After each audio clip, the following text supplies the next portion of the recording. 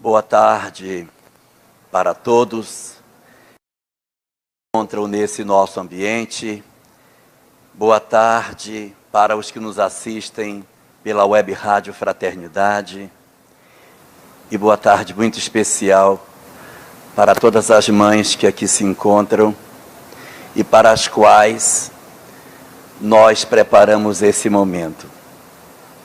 O nosso objetivo na tarde de hoje é conversar especificamente, de maneira mais direta, com os pais, com os parentes daqueles que aqui se encontram e que de alguma forma possuem as suas vidas entrelaçadas com o drama que muitos de nós, muitas vezes, apresentamos em nossas vidas, que é quando, por algum motivo, a experiência da vida na Terra nos confere a oportunidade de vivermos esse momento muito singular, que é a partida dos nossos queridos, de maneira que nós não esperávamos que isso assim se desse.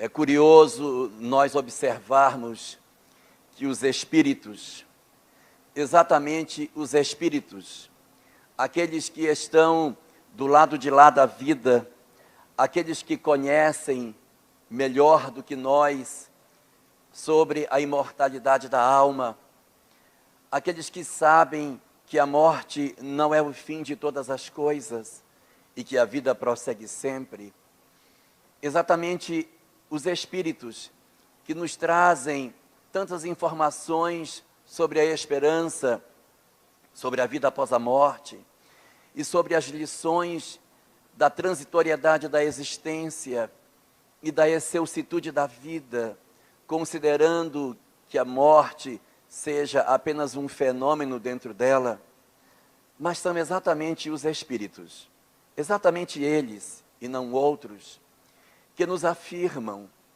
que entre todas as provações que a Terra pode conferir aos homens, nenhuma delas pode se comparar à prova da perda dos entes queridos.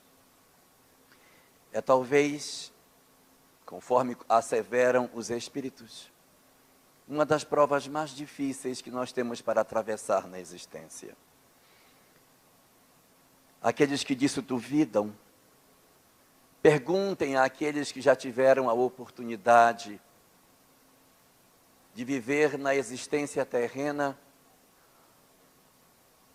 a experiência do sepultamento de alguém muito querido, de um filho, de uma mãe, de um marido, ou de alguém particularmente caro às nossas vidas, e que de alguma forma a existência nos colheu antes do tempo e que nos deu por isso o sabor de experimentar algo que nós nunca pensávamos que iríamos experimentar na existência. São esses mesmos espíritos que vêm nos dizer que essas experiências são realmente profundamente difíceis. São elas realmente amargas.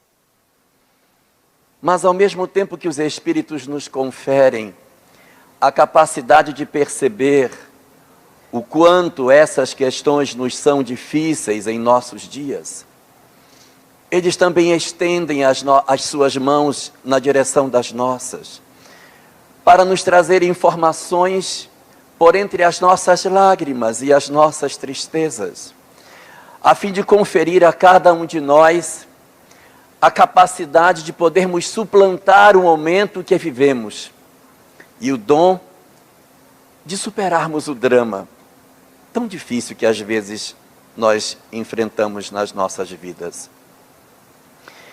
A primeira das lições que os espíritos nos trazem com relação à partida dos nossos entes queridos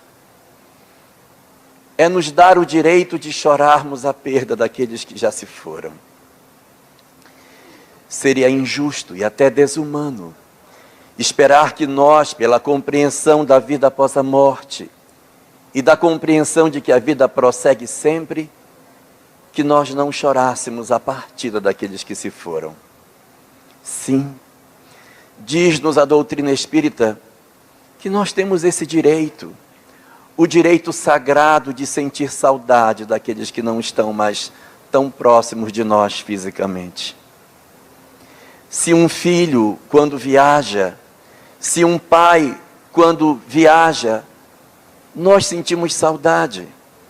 Se nós temos o direito de chorar quando um filho vai estudar num outro estado, numa outra cidade ou num outro país, se quando falamos no telefone, a saudade faz com que a gente chore, relembrando os tempos que estivemos juntos, não é difícil imaginarmos que se alguém partiu para o mundo dos espíritos, para a pátria espiritual, nós tenhamos que perder o direito de chorar por aqueles que partiram. Todos nós temos o direito ao nosso luto, temos o direito de nos entristecermos, de sentirmos a perda daqueles que se foram. Não é só Jesus que nos traz informações sobre a alegria e sobre a tristeza. Nas obras antigas do Oriente, no Mahabharata, mais especificamente no Bhagavad Gita, Krishna, tratando a questão da tristeza humana, diz que o homem sábio é aquele que diante das suas tristezas se entristece e que diante das suas alegrias se alegra. Porque se nós não nos entristecermos com as nossas tristezas e não nos alegrarmos com as nossas alegrias, nós não alcançamos ainda a sabedoria. E o mesmo Krishna afirma que quando estamos diante de um momento triste, devemos nos entristecer, mas não muito. Quando estamos em nossos momentos alegres, devemos nos alegrar, mas não muito. Porque o homem sábio é aquele que se entristece, mas não tanto, quando os seus momentos são tristes. E que se alegra com seus momentos alegres, mas não tanto. Que consegue dosar a alma para sentir, sem que necessariamente nós nos desequilibremos por conta disso. E é dentro desse espírito de pensamento que as obras espíritas, validando o pensamento de Krishna, nos diz que a nós é lícito o choro da saudade, o choro do sentimento da falta daquele que já não está mais conosco, o choro decorrente da tristeza que nos acomete, ele é lícito, mas ao mesmo tempo, não nos é lícito o choro da desesperança, o choro do desespero. Se nós queremos chorar a saudade, choremos a saudade daquele que partiu. Se nós queremos chorar a falta que nós sentimos, choremos. Mas não façamos disso um hino perene de tristeza para as nossas existências. Que vivamos o nosso luto, que mergulhemos na tristeza que nos acomete, mas saibamos sair de dentro dela. Não permitamos com que a tristeza dos nossos corações contaminem todos os nossos dias até o final das nossas existências. Vivamos os nossos dias de tristeza, mas saibamos caminhar. Saibamos caminhar, porque nós temos outros que aguardam por nós. É certo que ninguém é insubstituível. É certo que quando alguém muito querido parte, os nossos corações não conseguem muitas vezes encontrar com facilidade a complementação do afeto que nos fica faltando. Mas da mesma forma, é preciso lembrar que os outros que estão, ainda que não complementem o espaço deixado por aquele que foi, eles também precisam de amor. Eles também precisam de nós. E não nos seria justo abandonar aqueles que ficaram, como se os nossos corações tivessem perdido a capacidade de amar. Os nossos outros filhos ainda esperam pelos nossos afetos. Os nossos entes queridos ainda sonham com o nosso restabelecimento emocional. Sonham com o nosso retorno ao equilíbrio das nossas atividades, para que a gente volte à nossa rotina, que a gente retome as nossas existências e que nós reconstruamos caminhos novos, façamos novos destinos nas nossas vidas, sem abandonarmos efetivamente toda a nossa história que temos para o porvir. Deus, quando nos oportuniza determinadas experiências na terra, não tem por objetivo o nosso sofrimento. O objetivo de Deus não é promover em nós a dor, que é muitas vezes a tristeza que nós temos. Que quando um filho parte, nós dizemos: meu Deus, por que meu filho? Porque o meu filho bom. Mas é fundamental que nós não percamos de vista que Deus não tem por propósito o sofrimento humano. E quando nós nos indagamos, por que essas coisas acontecem com ele que era tão jovem, tão cheio de vida, tão bom? Por quê?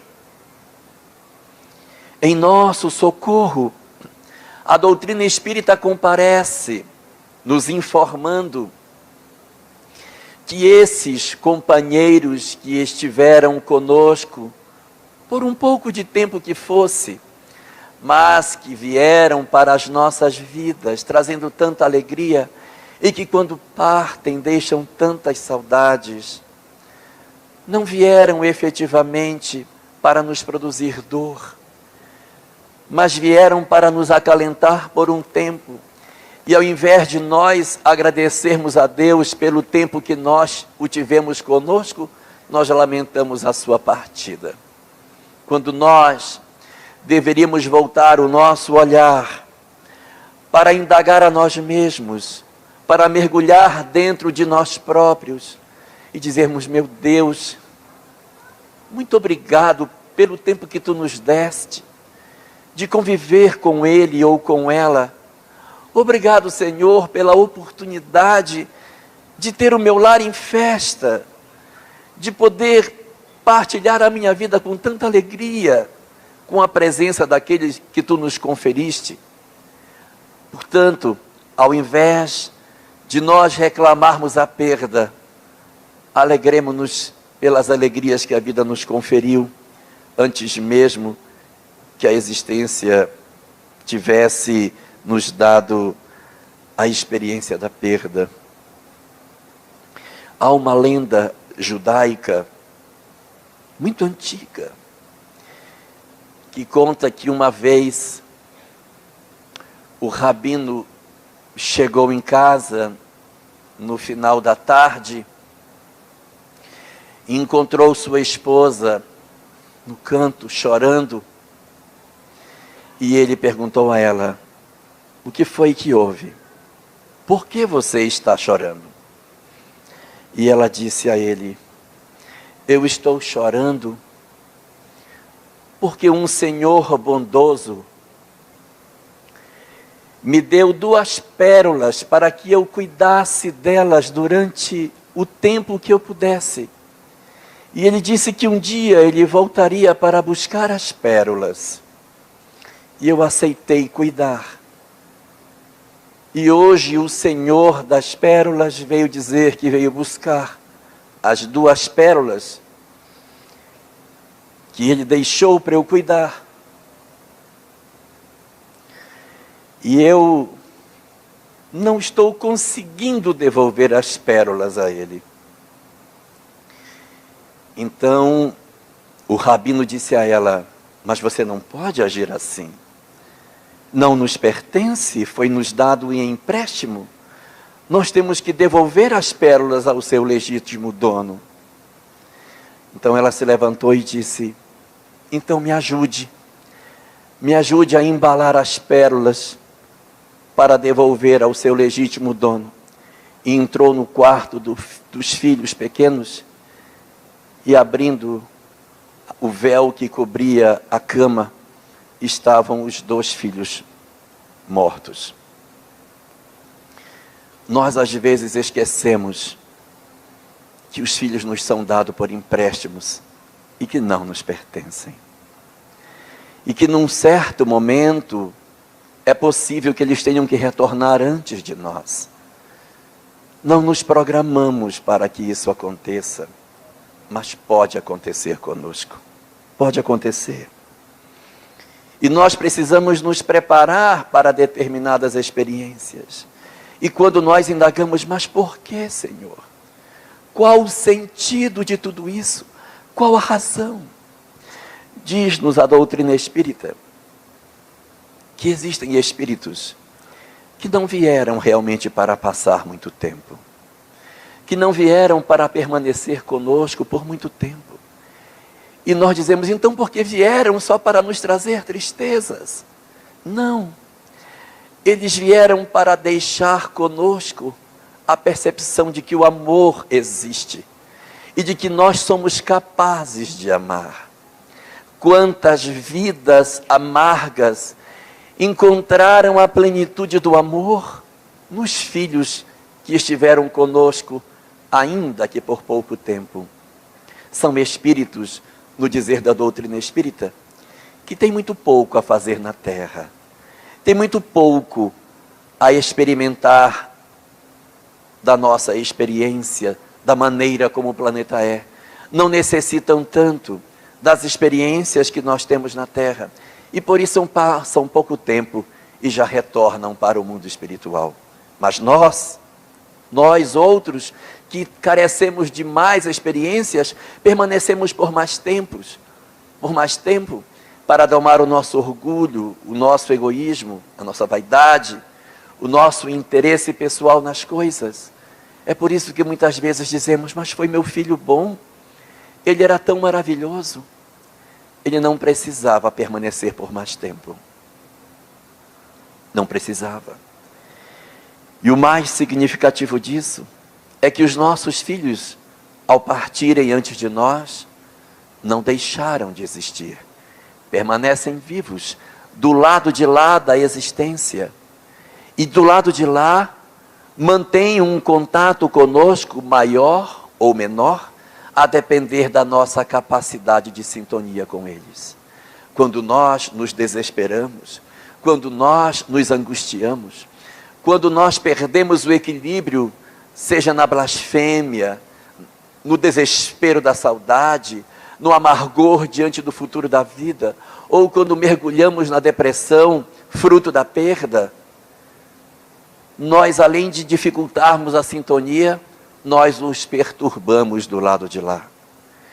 Os espíritos, quando atravessam para o lado de lá da vida, permanecem com vínculos ligando as pessoas que os amam. O amor é muito mais forte do que a morte. E a morte não tem o poder de desconectar os corações que se amam. Então, estando eles do lado de lá da vida e nós do lado de cá, nem por isso as nossas vidas perderam o sentido porque nós nos desconectamos deles. Não, nós continuamos vinculados. Os nossos sentimentos atravessam o espaço e chegam até aqueles a quem amamos. Mas quando nós nos desesperamos, quando nós enlouquecemos na nossa tristeza, esse sentimento de tristeza profunda também segue e os atinge e os perturba, porque se sentem culpados, se sentem feridos, porque dizem: meu Deus, mas minha mãe não está bem. E aí esses espíritos se condóem da nossa situação. Mesmo aqueles que partiram muito jovens e que dizemos assim: Mas meu filho tinha apenas 4 meses de idade. Meu filho tinha dias. Meu filho não sabe o que aconteceu. Não tem noção do que se deu. Conta-nos o Espiritismo que nenhum de nós é uma alma nova. Que todos nós somos almas antigas e que já vivemos diversas existências. Nossos filhos podem ter partido muito jovens, em corpos ainda bebês, mas a alma que habita é uma alma antiga. E quando essas almas retornam ao mundo espiritual, no intervalo de tempo muito curto, elas têm a tendência de rapidamente retornarem à condição de adultos, porque adultos são. E daí, os espíritos contam que por esse motivo é que, mesmo sendo bebês, mesmo sendo crianças muito pequenas, em idade tenra, são capazes de registrar os nossos sentimentos, são capazes de perceber o que se passa conosco. E muitos deles vêm nos visitar em sonhos, vêm nos buscar, aparecem para nós nos sonhos das nossas vidas, trazendo notícias, nos aparecem, às vezes, contar de como estão, trazer esperanças para cada um de nós, estabelecer nas nossas almas serenidade dentro da nossa intimidade, para que a perda física dos entes queridos não destrua aquilo de mais maravilhoso que nós temos, que é a sensação da proteção de Deus. Uma segunda lição que os Espíritos nos trazem, além da primeira, que é nós evitarmos o desespero, mas sem que por isso tenhamos que reprimir o nosso luto, é que nós não convertamos as nossas casas em museus. Eu sei o quanto é duro. Eu sei como é ruim voltar para casa e ver o mesmo quarto, com as coisas colocadas sobre a bancada, ver as roupas no guarda-roupa, os objetos espalhados pelo quarto, a lição que ficou pela metade, a roupa que não foi lavada com o suor ainda em cima da cama, a presença dos nossos entes queridos espalhadas pela casa. É amargo, é muito amargo. Mas isso não pode fazer com que nós queiramos converter as nossas casas como se elas fossem museus. Alguns de nós, muitas vezes, trancamos a porta do quarto e deixamos as coisas como eles ali deixaram. Os objetos na mesma posição, sem mudarmos nada de lugar, na expectativa de que, de repente, assim nós estaríamos preservando a memória dos que partiram antes de nós. Não é necessário que seja assim. Não é necessário que nós transformemos as nossas vidas como se ali se tornasse um sacrário, um local de idolatria, onde muitas vezes, quando a saudade é demais, nós então entramos, abrimos a porta e nos trancamos.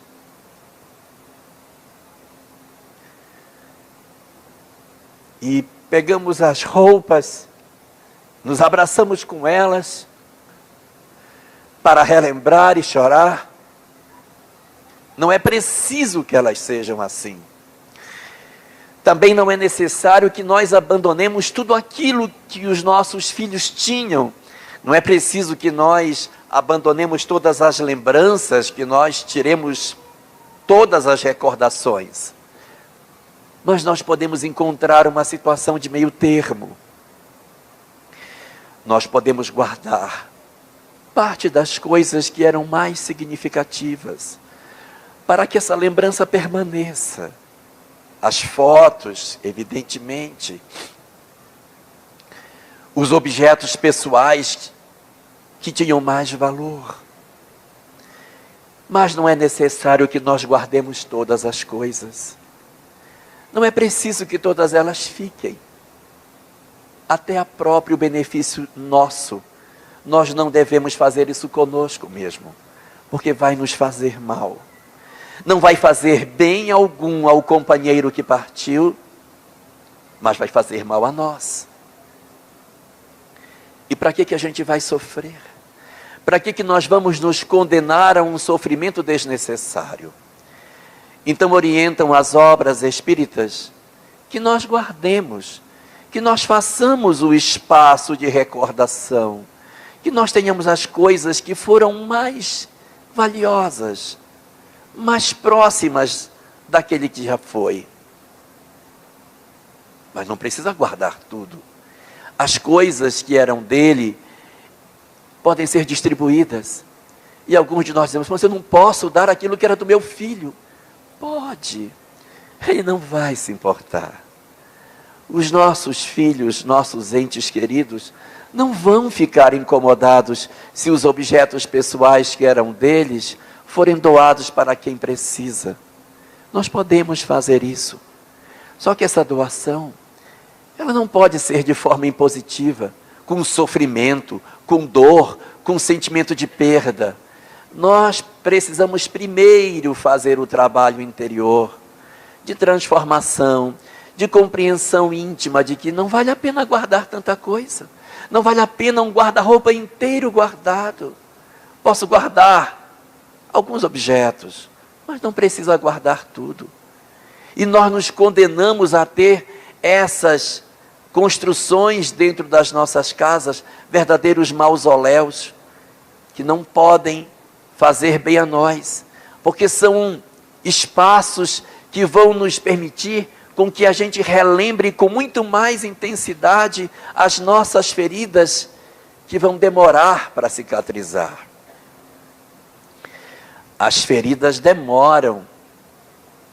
A perda dos entes queridos são feridas que demoram, mas elas vão cicatrizar. Tem períodos que elas vão ficar mais inflamadas, períodos de datas do ano que sejam mais representativas. Nós temos a tendência de relembrar mais, sentir mais a ausência e a presença desses companheiros. Mas nós não podemos fazer com que toda a nossa vida se converta num processo de lembrança de tudo, na expectativa de assim justificar o nosso amor por aquele que foi. Não será com um quarto incólume que nós iremos dizer para nós mesmos que nós estamos realmente guardando a memória dos nossos amores. Não é necessário que isso seja dessa forma. Os Espíritos nos dizem que do lado de lá da existência, os Espíritos se alegram com o nosso processo de melhoria. Eles não querem que nós permaneçamos nesse estado de consciência o resto das nossas vidas. E quando nós fazemos movimentos para a retomada das nossas existências, isso faz bem a nós e faz bem a eles. Se nós queremos que eles estejam bem, movamos o nosso coração na direção da normalidade para que eles também, do lado de lá, também se melhorem, também se reconfortem diante dessa capacidade nossa de mostrar o nosso dom de resiliência. Uma das experiências que mais devemos buscar nas nossas vidas é o dom da resiliência. A resiliência é a capacidade de nós nos reconstruirmos depois de sofrermos um golpe forte nas nossas vidas. Há muitas pessoas que, quando elas sofrem um golpe muito pesado da existência, elas têm dificuldade de se reequilibrar, de retomar as suas vidas. Quando isso ocorre, em termos de psicologia, dizemos que essas pessoas não têm resiliência. Mas quando, ao contrário, a gente consegue se reconstruir, nós somos pessoas resilientes. E o que a vida espera de nós é que nós sejamos resilientes. Uma boa imagem do que seja uma coisa resiliente está na cozinha de todos nós. Aquela buchinha de lavar louça, que é amarela e verde. Aquela buchinha, você pega ela na mão e você amassa, você espreme ela na mão. E quando você aperta ela na mão, ela chora. Ela chora.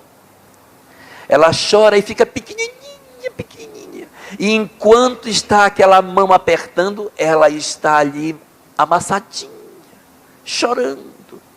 Mas quando passa o trauma, que você volta a abrir a mão, devagarinho a buchinha vai voltando, e quando você vê, ela tomou a sua forma original. Isso é resiliência. É isso que se espera de nós.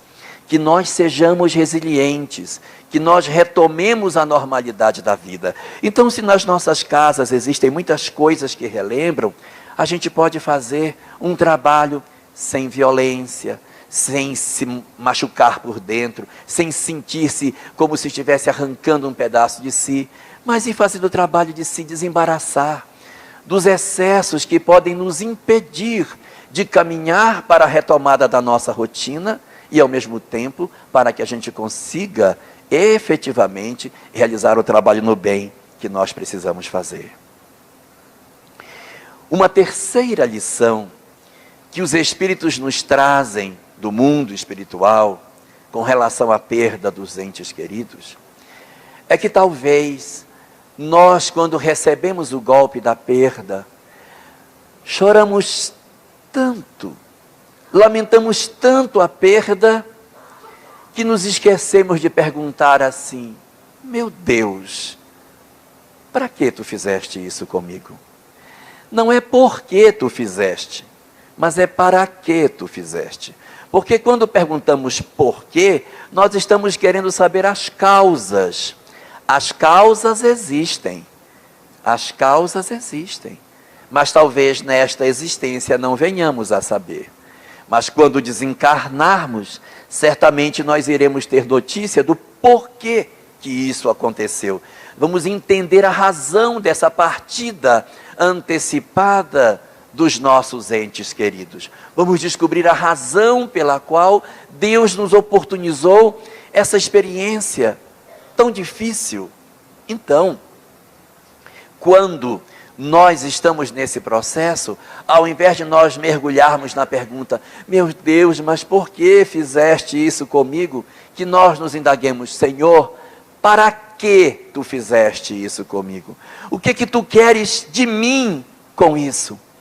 Porque a quantidade de pessoas que transformaram as suas vidas a partir de uma experiência dessa é muito grande.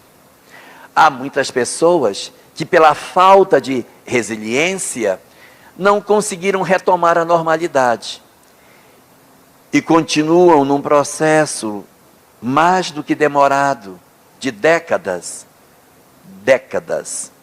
de depressão, de tristeza, de dificuldade de retomada da vida. Mas existem outros que, a partir do processo de resiliência, redefinem suas existências e apontam novos rumos para o objetivo de suas vidas. E esta é a terceira das lições que a doutrina espírita, através de suas obras subsidiárias, nos apresenta, dizendo que nessas ocorrências nós devemos perguntar: o que eu posso agora fazer com isso que aconteceu comigo? Que contribuição eu posso dar ao mundo com aquilo que aconteceu comigo? E muitas mães, por exemplo, que perdem seus filhos nos hospitais, consumidos por doenças degenerativas, difíceis, após a perda dos seus entes queridos, se convertem em lidadoras da vida dos outros, estendendo socorro nos hospitais, levando lenitivo às outras mães, sustentando aqueles que mais padecem. Outras montam grupos de socorro para acolhimento das mães que perderam seus filhos. Procuram objetivos de vida para preencher as suas existências, na expectativa de assim darem rumo novo para as suas vidas. Então, o terceiro recado que os Espíritos nos trazem com relação a esse grande fenômeno de transformação das nossas existências é o mecanismo de nós inaugurarmos uma nova fase, um novo propósito das nossas vidas. É nós nos envolvermos efetivamente com as transformações, imaginando o que meu filho se agradaria que eu fizesse, o que ele gostaria que eu realizasse na terra. E aí, nessa hora, ao mesmo tempo que nós estamos cuidando de nós mesmos, nos fortalecendo e dando um sentido para as nossas vidas, preenchendo os nossos dias, fazendo com que nós tenhamos novos objetivos, novos sonhos e podermos ter ideais novos para crescimento, nós também estamos cuidando de outros além de nós mesmos, cuidando de outras pessoas, preenchendo o coração delas de esperanças e de cuidados. E assim também, além de cuidarmos de nós mesmos e dos outros, estamos também cuidando dos nossos filhos que ficaram do lado de lá. Quando os nossos entes queridos partem e nós abraçamos suas causas, nos comprometemos com os seus ideais, damos prosseguimento às suas ideias, distendemos os seus sonhos, estamos agradando aquilo que eles assim queriam. Estamos promovendo com isso as transformações que a nossa humanidade precisa. É preciso assim que nós, diante desses momentos, quando perdemos um ente querido, não somente um filho, mas um marido, um pai, uma mãe. Meu pai tinha um ideal e eu vou prosseguir no ideal de meu pai. Minha mãe tinha um ideal e eu vou prosseguir no ideal dela. Isso é bom para preencher as nossas vidas e também agrada aquele que partiu. Nesse sentido de nós prosseguirmos no ideal daqueles que já se foram, falamos nos ideais alinhados com o bem. Porque se tem um ente querido que tinha alguma prática que não era mais adequada, não é lógico que a gente venha a trabalhar dando prosseguimento a alguma coisa que de alguma maneira não seria a melhor opção. Falamos das práticas que são relacionadas ao bem. E como saber se a prática é relacionada ao bem? Existem algumas técnicas que a gente usa. A primeira é pensar: se todo mundo fizer isso que eu estou fazendo, isso vai ser bom para a humanidade ou não será? Se todo mundo fizer isso, se todo mundo fazendo vai ficar bom, então pode fazer que é bom. A segunda estratégia, ao invés de usar isso, pensamos assim: se Jesus estivesse no meu lugar e tivesse a chance de fazer isso, ele faria? Se a gente achar que ele faria, então é bom, dá para fazer. E uma terceira estratégia, a gente dar prosseguimento a algo, a gente pergunta: isso preserva a vida? Se preserva a vida, então é o bem. Então a gente pode prosseguir. Uma quarta das lições que os Espíritos nos deixam sobre essa questão é sobre o aspecto do consolo. Existem muitos que procuram a doutrina espírita por ela se apresentar como sendo a doutrina consoladora, a doutrina que veio trazer conforto e consolo para as pessoas. E quando isso é dito, as pessoas dizem: então eu vou lá para a doutrina espírita, eu quero me consolar. Eu vou para lá, eu vou assistir uma palestra e quando eu sei eu estou consolado. Aí vai, eu vejo a palestra, não me consolou, não senti consolo. Então eu vou de novo. Talvez é porque eu não tomei o passe. Aí eu tomei o passe, também não me consolou, não senti a mesma coisa. Aí, bom, então é porque eu não li, então eu vou ler. E a pessoa assiste a palestra, toma o passe, lê o livro, não me consolei. Então, é porque falta o evangelho no lar. Então, assiste a palestra, toma o passe, faz a leitura dos livros, faz o evangelho no lar, não sinto consolo nenhum. Onde está o consolo da doutrina espírita? Pois é, onde está o consolo? O consolo da doutrina espírita, como diz Emmanuel no capítulo 11 da obra Caminho, Verdade e Vida, não é um pedaço de pão que você oferece à pessoa.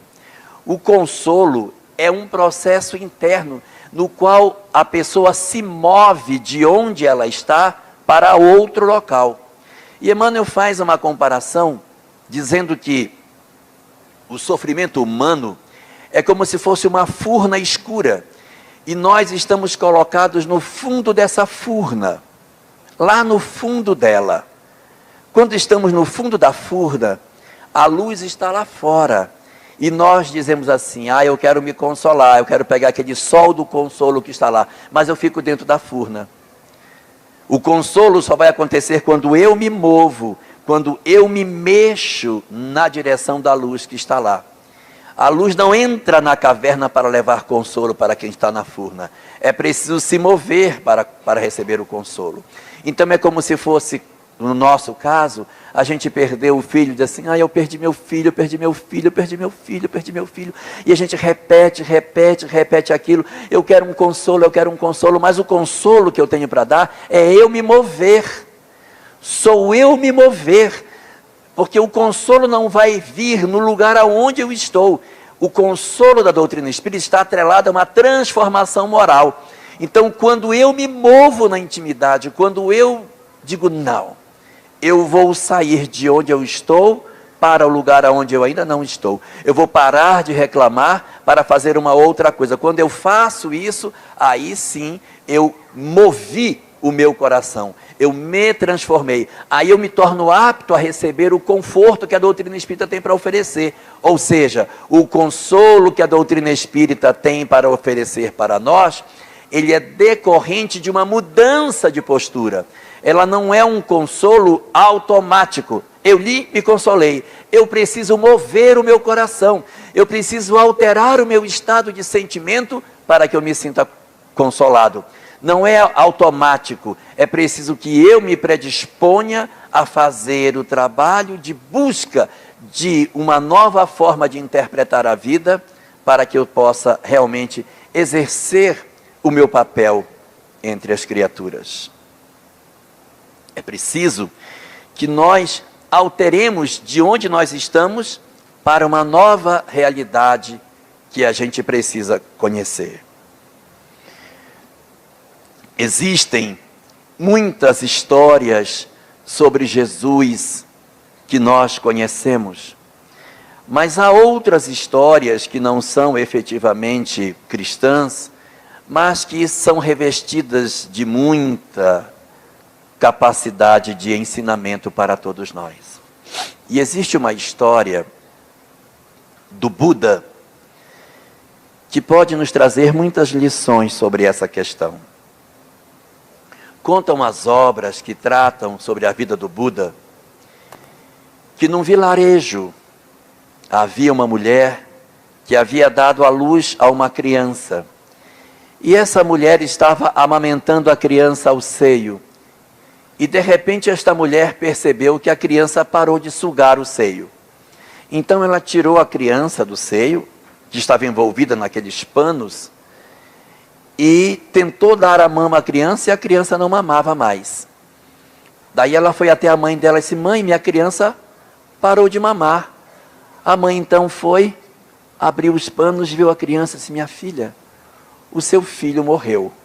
A moça deu um grito e saiu correndo. Saiu correndo para a rua e as pessoas começaram a se aproximar. E ela com a criança no colo dizia, o meu filho não quer mamar, o meu filho não quer mamar.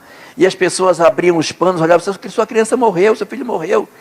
E ela desesperada correndo pela rua, querendo encontrar alguém que a ajudasse, mas não encontrava ninguém. Ela começou a andar pelo vilarejo, ela foi saindo, ela saiu da vila.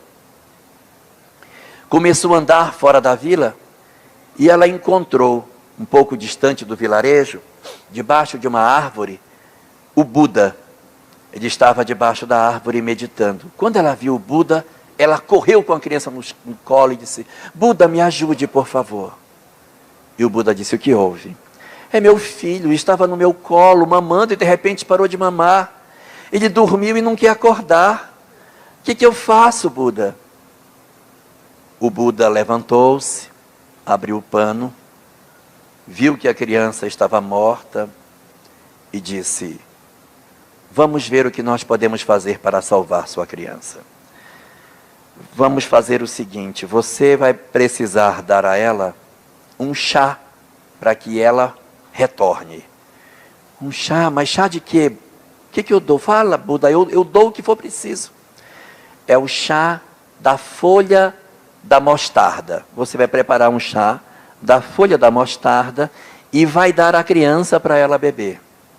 O chá da folha da mostarda. Eu vou já dar a ela. Tem muita mostarda na vila. Mas espere, não é qualquer mostarda. É o chá da mostarda sagrada. Você vai dar para ela o chá da mostarda sagrada. E a moça disse, perfeito, o chá da mostarda sagrada. Quando ela foi saindo, ela parou e perguntou, mas o que é a mostarda sagrada? A mostarda sagrada é uma mostarda especial, que só nasce nas casas onde nunca a morte entrou. Então você vai voltar à vila, vai descobrir aonde tem a mostarda, e se ela for sagrada, você vai saber porque a morte não entrou. E aí você dá o chá para a criança. Ela colocou a criança no colo e saiu correndo de volta para a vila. Quando ela chegou na vila, ela bateu na porta e disse, você tem um pé de mostarda na sua casa? E o dono da casa disse, tenho sim. Disse, eu queria saber uma coisa de você. Na sua casa, vocês já perderam alguém? Já morreu alguém aqui? E o dono da casa disse, eu perdi meu pai faz uns 5 anos. Tá, muito obrigado. Aí foi embora. Bateu do lado. Vocês têm um pé de mostarda na casa? Tem vários aqui. Que ótimo. Vocês perderam alguém na casa? Aí disse, perdemos sim. Eu perdi minha mãe faz 3 anos. E assim ela foi batendo de porta em porta, e em toda porta que ela bateu, a morte havia chegado primeiro. Quando foi já no final da tarde, a moça voltou, e o Buda estava no mesmo lugar meditando. Então, ela disse para ele assim, eu voltei, ele abriu os olhos e disse, deu o chá para a criança? Aí ela disse, não. Se não achou a mostarda sagrada? Aí disse ela, a mostarda sagrada não existe, porque em todos os lares que eu bati, a morte já tinha chegado primeiro. E a criança? A criança estava morta e eu a enterrei. E o Buda então pergunta, mas se você já sabe que a mostarda sagrada não existe e que a criança estava morta, o que você veio fazer? Eu vim lhe agradecer, porque você respeitou a minha condição e permitiu que eu mesma, de mim própria, descobrisse tudo de mim mesma. E agora que eu descobri, eu vim aqui para te agradecer e dizer que eu estarei na vila para levar a mensagem às outras pessoas de que a mostarda sagrada não existe e de que as famílias vão experimentar provavelmente essa perda dentro dos seus lares. Mas é importante que a gente saiba que isso não será apenas conosco, mas com todas as famílias. E é nesse sentido de nós entendermos o que seja a vida e a morte, que os próprios evangelhos nos deixam uma mensagem de profunda beleza, quando nos mostram que, em verdade, os evangelhos, nenhum deles termina na crucificação. Todos os evangelhos possuem a história daquela sexta-feira pardacenta, em cima de um monte cheio de pedra e quase sem vida, onde Jesus teria sido crucificado. Mas não é ali que os evangelhos terminam. Todos os evangelhos terminam num jardim, na ressurreição do Cristo, numa manhã radiosa em que o Cristo, após a morte, reaparece para Maria de Magdala, para que ela levasse a notícia de que a morte não tinha o condão de separar os que se amam. E é dentro desse espírito que a doutrina espírita nos convoca, para que, apesar de todas as nossas dores, apesar de todas as nossas tristezas, que nós nos fortaleçamos nesse propósito de perceber a extensão da vida, porque mais forte do que a perda de um filho é só mesmo a certeza de que ele prossegue vivo e junto de nós, ao nosso lado. Preocupações como essas, de nos confortar na condição de pai e de mãe sobre a perda dos filhos, estão presentes desde os primeiros tempos da doutrina espírita. Na primeira obra recebida por Francisco Cândido Xavier, o chamado Parnaso de Além Túmulo, há uma poesia muito significativa, assinada por João de Deus, que traz para nós a essência de todo esse sentimento que a doutrina espírita nos traz. E eu queria deixar essa poesia como um presente para todos nós, pais que já perdemos os nossos filhos, que estão do outro lado da vida, que nós achamos que os perdemos para sempre, mas que na verdade apenas transpuseram a fronteira da morte e do lado de lá permanecem vivos, nos visitam, estão conosco, nos acolhem nos nossos momentos de tristeza, choram conosco as nossas tristezas, se alegram com as nossas alegrias e participam de maneira bem intensa do nosso dia a dia. Essa perda que a gente assim considera é apenas fictícia, porque a vida prossegue sempre. E João de Deus, através de Chico, deixa para nós uma poesia intitulada Angústia Materna, em que conta a história de uma mãe durante a noite, olhando para os céus, procurando pelo seu filho que partiu. Diz assim João de Deus: ó lua branca, suave e triste, a mãe dizia, fitando o céu, dize-me, lua, se por acaso viste no firmamento o filho meu. A morte ingrata, fria e impiedosa, deixou vazio meu doce lar, deixou minha alma triste e chorosa, roubou meus sonhos, deu-me o penar. Se tu soubesses, lua serena, como era grácil, que encantador, o meu anjo belo como açucena, cheio de vida, cheio de amor. Disse-lhe a lua: eu sei do encanto de um filho amado que a gente tem, e das ausências conheço o pranto. Ah, se conheço, conheço bem. Então responde-me sem demora. Continuava sempre a chorar. Em que estrela cheia de aurora foi o meu anjo se agasalhar? Disse-lhe a lua: mas não há vista? Responde-lhe ela: naquela estrela que treme a luz. Abre teus olhos, é bem aquela que anda cantando no céu de luz. Cantava a estrela: ilha pacífica da esperança, sou eu no mar do éter infindo, do sofrimento mato a lembrança e abro um futuro ditoso e lindo. Do Senhor tenho um doce trabalho, missão que é toda só de alegria. Flores reparto cheias de orvalho, flores que afastam as agonias. Quase te odeio, ó luz de alvorada, gritou a pobre desconsolada, porque tu guardas o filho meu? E disse-lhe a estrela: se tu me odeias, se tu me detestas, contudo eu te amo e te pergunto, quem não tem saudade das minhas festas? O teu anjinho teve-as também. Aqui a noite não tem guarida, aqui terminam os dissabores, aqui em tudo floresce a vida, vida risonha, cheia de flores. A mãe saudosa, banhada em prantos, notou de logo o seu filho lindo, todo vestido num brilho santo, num belo raio de luz, sorrindo. Disse-lhe o filho: Tive deveras muita saudade, mãezinha amada. Senti a falta da primavera, senti a falta desta alvorada. Não resisti. Tanta era a saudade, tanta era a dor. Voltei do exílio, fugi da dor. Aqui é tudo felicidade, paz e ventura, carinho e amor.